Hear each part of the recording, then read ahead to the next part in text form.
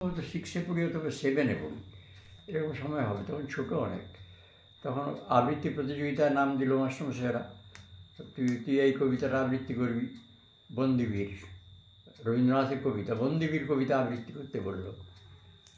তা সে রবীন্দ্রনাথের সেই কবিতাটা অদ্ভুত কবিতা।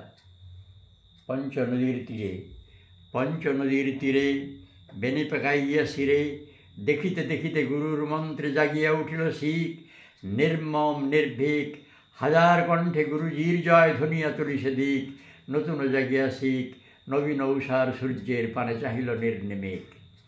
অলখ নিরঞ্জন মহারব উঠে বন্ধন টুটে করে ভয় ভঞ্জন, বক্ষের পাশে ঘন উল্লাসে অসি বাজে ঝঞ্ঝন, পাঞ্জা বাজি গরজে উঠিল অলখ নিরঞ্জন।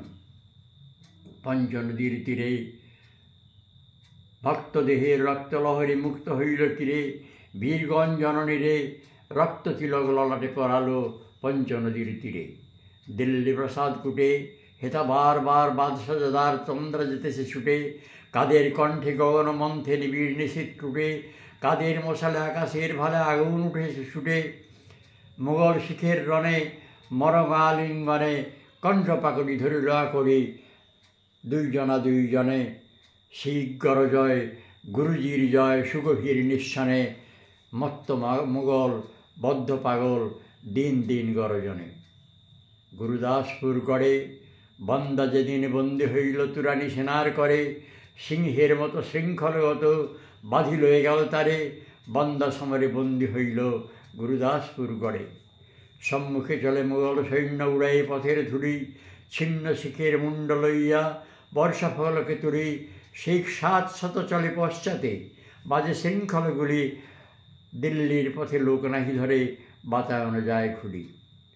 দিন গেলে প্রাতে ঘাতকের হাতে বন্দিরা সারি সারি, জয় গুরুজির বলি শত বীর শত শির দেয় ডালি, সপ্তাহকালে 700 প্রাণ নিঃশেষ হয়ে গেলে, বান্দার কোলে কাজী দিল তুলে বান্দারি এক ছেড়ে, কহিল ইহারে বধিতে হইবে নিজ হাতে অবহেলে, দিল তার কোলে ফেলে কিশোর কুমার বাঁধা বাহু তার বান্দারি এক ছেলে।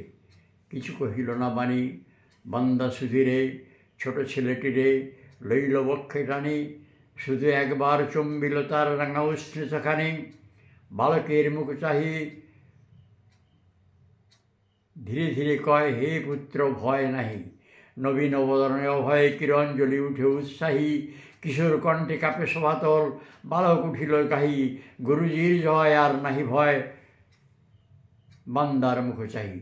বান্দা তখন বাম বাহু পাশ জড়ায়ে ছেলের গলে, দক্ষিণ করে ছেলের বক্ষে ছুরি বসাইল বলে, গুরুজির জয় বলিয়া বালক লোটানো ধরণী তলে।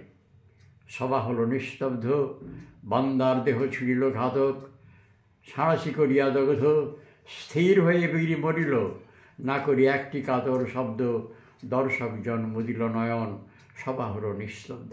বন্দিবীর কবিতার নাম, রবীন্দ্রনাথের লেখা।